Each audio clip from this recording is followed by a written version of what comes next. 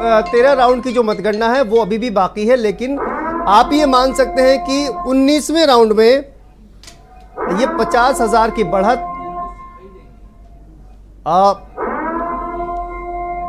सीमाब हमारे संवाददाता जुड़ गए हैं, बड़ी जानकारी उनके पास में है। सीमाब, 19वें राउंड में लगभग 50,000 वोट से आगे हैं, क्या कहेंगे, क्या अपडेट इसको लेकर?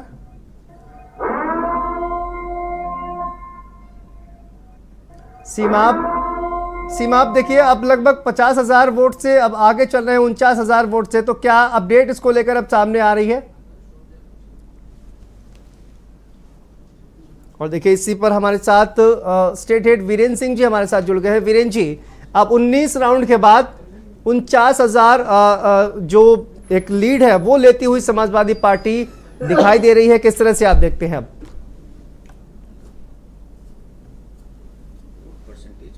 अब ये साफ है कि सुधाकर सिंह निर्णायक जीत की ओर है, बढ़त की ओर है जी, और अब वो अंततोगत्वा जीत हासिल करके रहेंगे। तो ये समाजवादी पार्टी के लिए बहुत बड़ी संजीवनी है कि घोसी में उसने भारतीय जनता पार्टी के उम्मीदवार को हराने के लगभग वो स्थिति में आ गई है, और जब रिजल्ट का ऐलान होगा तो फाइनल फिगर क्या होगी वो सामने आएगी। लेकिन उत्तर प्रदेश की सियासत में ये बात बहुत साफ है कि अखिलेश यादव बीजेपी के लिए सबसे बड़ी चुनौती है, और उन्होंने एक प्रत्याशी खड़ा करके बीजेपी के सामने टारगेट दिया था और पूरे दमखम से लड़ाया सुधाकर सिंह को।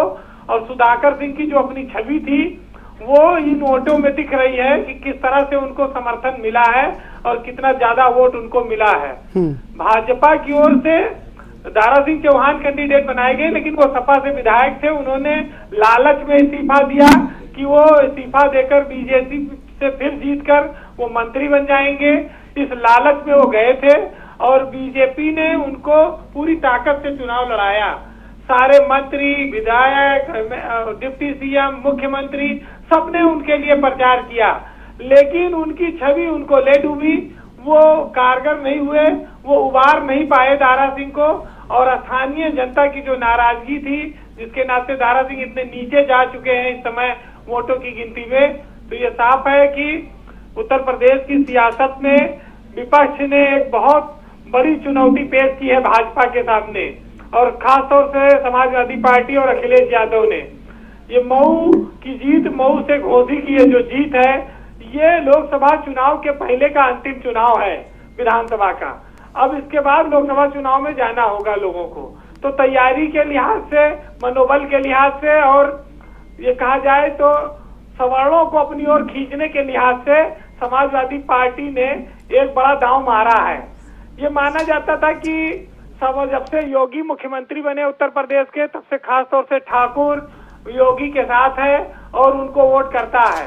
लेकिन इस चुनाव में क्षत्रिय समाज और सवर्णों ने काफी बड़ी संख्या में सुधाकर सिंह को वोट किया है, जिसकी वजह से उनके इतने वोट निकल रहे हैं। 49,000 50,000 की जीत कोई मामूली बात नहीं है। इतना वोट से लीड ले लेना, जीत जाना, ये सियासत में बहुत कम होता है। इसका मतलब रिएक्शन बहुत ज्यादा था, बीजेपी इसको भांप नहीं पाई और वो दारा सिंह पर दांव लगा बैठी। आज सवर्णों को इस बहाने एक मौका मिल गया समाजवादी पार्टी से जोड़ने का, और समाजवादी पार्टी को ये मंथन करने का भी एक मौका है कि वो ठाकुरों को, ब्राह्मणों को और सवर्ण जातियों को अब जिले में आगे बढ़ाए। एक दो बड़े ऐसे नेता हर जिले में ऐसा पैदा करे जो भाजपा के वोट बैंक में सेंधमारी करने में सक्षम हो। तो ये तो रणनीति पे काम होगा, संगठन पे काम होगा तो पार्टी आगे बढ़ेगी। अन्यथा चुनाव तो कई बार लहर पर, विरोध पर, समीकरण पर जीते और हारे जाते हैं जी, लेकिन इस पर सतत काम करना पड़ता है आगे के लिए।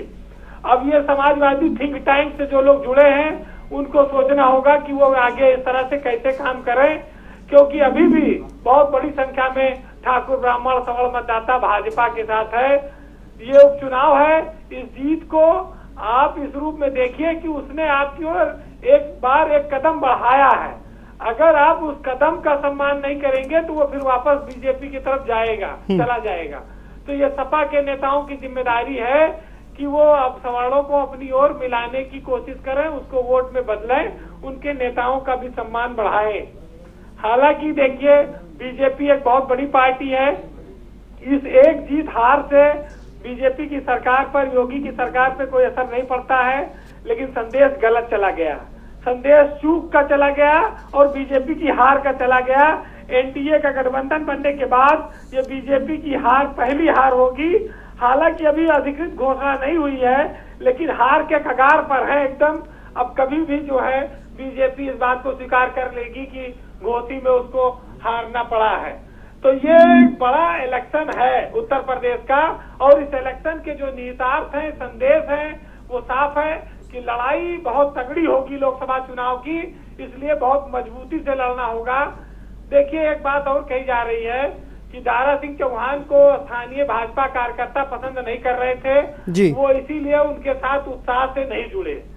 और दूसरी बात ये कही जा सकती है कि प्रशासनिक मशीनरी ने निष्पक्षता से, ईमानदारी से इस चुनाव को कराया है।